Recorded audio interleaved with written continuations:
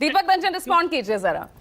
विपक्ष का कोई चेहरा नहीं है, आपका जो सोशल इंजीनियरिंग, जो आपने इतना कुछ किया समीकरणों को देखते हुए, अपने प्रत्याशी जिस तरह से आपने 1:1 की जो फाइट की है, फिर भी अपने आप को आगे देख रही है भारतीय जनता पार्टी।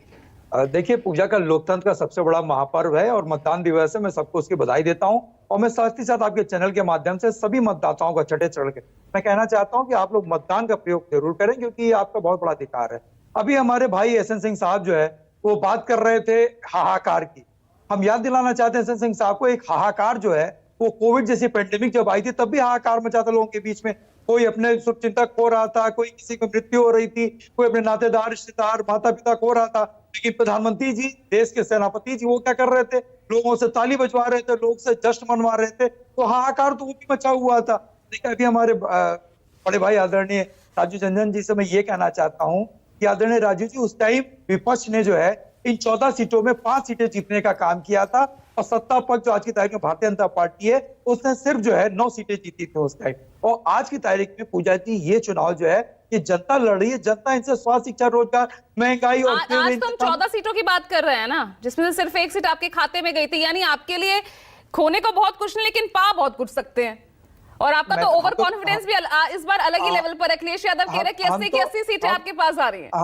हम तो बार बार ये कहते हैं कि बीजेपी के लिए nothing to get but so much to lose है। इनके लिए खोने के लिए बहुत कुछ है। लेकिन हम गठबंधन जो हमारा 5 सीटों पर लड़ा था, लेकिन मैं आपसे बताना चाहता हूँ जो 5 चरणों का चुनाव हुआ है उसमें जनता ने इनको दिखा दिया है, उसमें जनता ने इनके खिलाफ वोट किया है। और आज की तारीख में जैसे जैसे जो है चरण आगे बढ़ रहा है, जनता का गुस्सा इनके खिलाफ होता जा रहा है और 7वां चरण आते आते जनता का गुस्सा 7वें आसमान पे होगा, क्योंकि मुद्दे इनके पास कोई नहीं।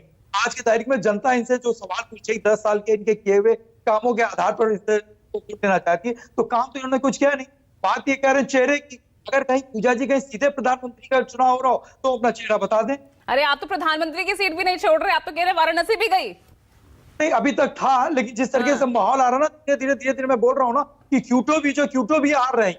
आज जनता की नाराजगी आप देखिए ना, जनता का। आपके तो आदरणीय राजीव रंजन जी ग्राउंड सर्वे रिपोर्ट करते हैं, लोगों के बीच में जाते हैं, लोगों से पता करते हैं। आपके बहुत से ऐसे रिपोर्टर हैं जो ग्राउंड सर्वे रिपोर्ट करते हैं, उनसे पूछिए, वो आपको बताएंगे। हम और एसएन सिंह साहब या प्रियंका जी क्या बताएंगे? आज की तारीख में जनता का माहौल इनके खिलाफ कुछ किया नहीं। आज उत्तर प्रदेश को ले लीजिए, आज का नौजवान जो है 60 लाख नौजवान का पर्चा लीक हुआ।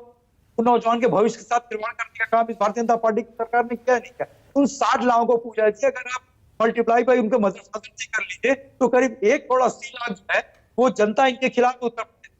अगर आप उसको डिवाइड करें में करीब 2 लाख। देखिए, हमें लगता है अभी जो एलजेपी के प्रवक्ता बोल रहे थे, सारी बातें बोल के भूले तो ये भी बहुत सारी चीजें हैं।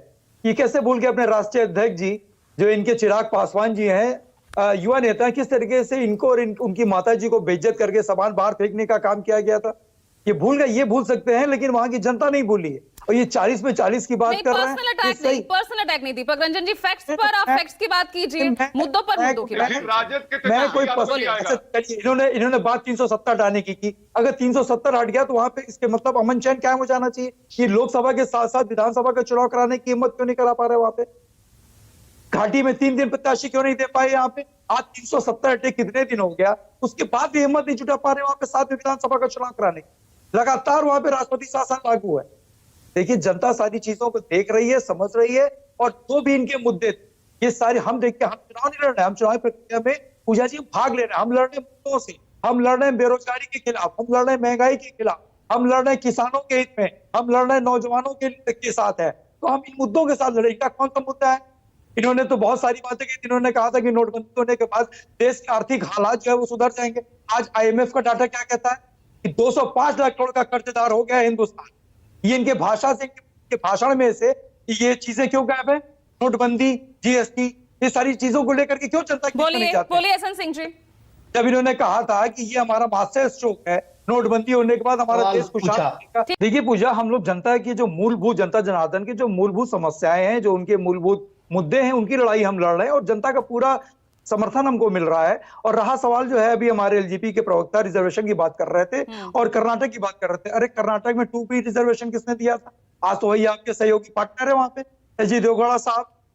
उनके साथ समर्थन क्यों ले लिया आप? 2B रिजर्वेशन के तहत उन्होंने अगर रिजर्वेशन देने का काम किया था तो दिया तो था एच.डी. देवगौड़ा साहब की रेज्यूम में। आज वो आपकी सहयोगी पार्टनर बने हुए हैं। तो ये दोहरी मानसिकता आप लोग देखिए, निगेटिव ठीक है वाजिब